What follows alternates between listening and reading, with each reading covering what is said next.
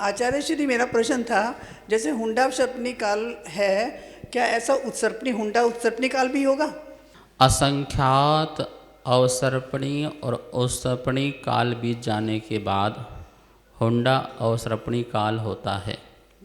उत्सर्पणी काल में हुंडा अवसर्पणी काल नहीं आता है, अवसर्पणी काल में ही हुंडा अवसर्पणी काल आता है। क्योंकि उत्सर्पणी काल तो विकास का है। कैसा है?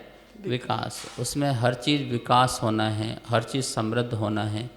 शरीर है, आयु है, ज्ञान है, हर चीज़ का विकास है। अवसर्पणी काल में हर चीज़ का ह्रास होता है। आयु भी कम होती है, शरीर की अवगाहना भी कम होती है, वनस्पतियों में औषधि भी कम हो जाती है। तो ये सब ह्रास है। तो ह्रास में ह्रास होगा ना, और विकास में ह्रास नहीं होगा। ह्रास में और ह्रास होगा। मतलब कि नीम तो कड़वी है ही है, और ऊपर से कौन चढ़ गया? किसकी बेल चढ़ गई? करेला की बेल चढ़ गई। अवसर्पणी काल तो वैसे ही सब कुछ, धर्म का भी ह्रास करता है, बुद्धि ज्ञान सबका जो है नाश करता है, धीरे धीरे कम करता है। और उसी में ही असंख्यात ऐसी अवसर्पणी बीत जाती हैं। तो एक बार उस अवसर्पणी काल में हुंडा अवसर्पणी काल आता है, जिसमें अनहोनी घटनाएं घटती हैं। जो घटनाएं सिद्धांत विरुद्ध भी हो सकती हैं, ऐसी घटनाएं भी घट जाती हैं। जैसे तीर्थंकरों की पुत्री होना, ठीक है ना, तीर्थंकरों का बाल ब्रह्मचारी हो जाना। सभी विवाह से ग्रस्त जीवन से मोक्ष जाते हैं, लेकिन 5 तीर्थंकर, ठीक है, कुछ महापुरुषों की कमी हो जाना, चक्रवर्ती का हारना, चक्रवर्ती का हारना, ऐसे एक दो नहीं अनेकों प्रकार के ऐसे कार्य हो जाते हैं जो अनहोनी टाइप से होती है। पर वो असंख्यात वर्षों में ऐसा कभी कभी होता है। वर्तमान में अवसर्पणी काल ही चल रहा है, और उसके साथ साथ हुंडा अवसर्पणी काल भी चल रहा है। नमोस्तु आचार्य श्री, नमोस्तु मुनिश्री, इच्छामि माता जी। मेरा प्रश्न ये है कि दान 4 प्रकार के होते हैं। सर्वश्रेष्ठ दान कौन सा माना जाता है महाराज जी? दान नियम से 4 प्रकार के होते हैं: आहार दान, औषध दान, अभय दान और ज्ञान दान। सर्वश्रेष्ठ जब जिस समय जो आवश्यकता हो वो सर्वश्रेष्ठ दान कहलाता है। ऐसा नहीं कहेंगे 4 दान में से एक सर्वश्रेष्ठ दान होगा तो कल से हम उसी दान में लग जाएं। महाराज जी आज से बताओ ज्ञान दान, तो कल से चौका बंद। क्यों? क्योंकि आपने कहा सर्वश्रेष्ठ दान कौन सा है? ज्ञान दान। तो हम तो दुकान में जाएंगे, एक पुस्तक खरीदेंगे, महाराज जी एक पुस्तक ले लो ना, हमारा काम तो हो गया। नहीं, जब जैसे जो आवश्यकता पड़ जाए वही सर्वश्रेष्ठ होता है। और फिर वक्ता के ऊपर होता है कि वक्ता किसको महत्व देना चाहता है। हम यहाँ पर आए हों और चौका न लग रहा हो, साधु संत आ रहे हों चौका न लग रहा हो, तो हम यहाँ ज्ञान दान का महत्व नहीं बताएंगे। हम यहाँ किसका महत्व बताएंगे?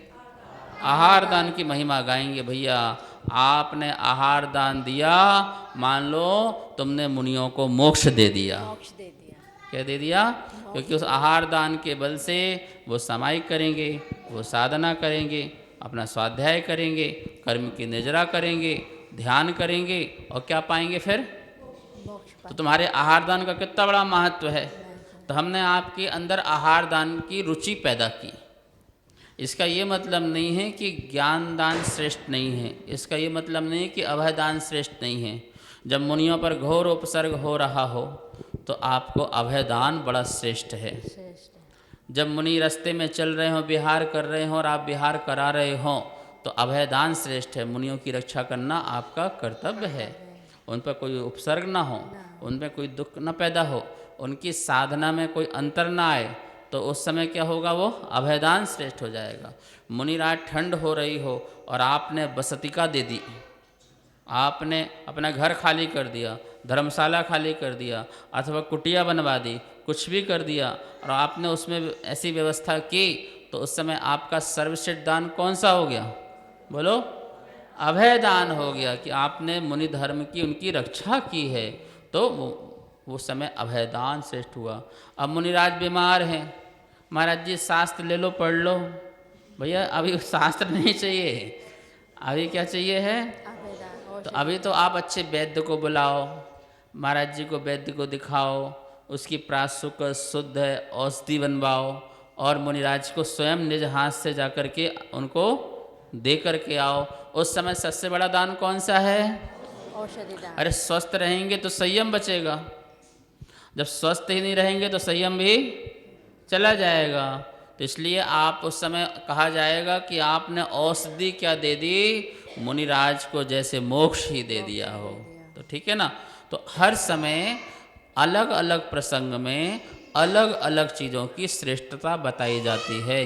चारों ही दान सर्वश्रेष्ठ हैं और दानम पारंपरेण मोक्ष कारणम, दान परंपरा से मोक्ष का कारण है।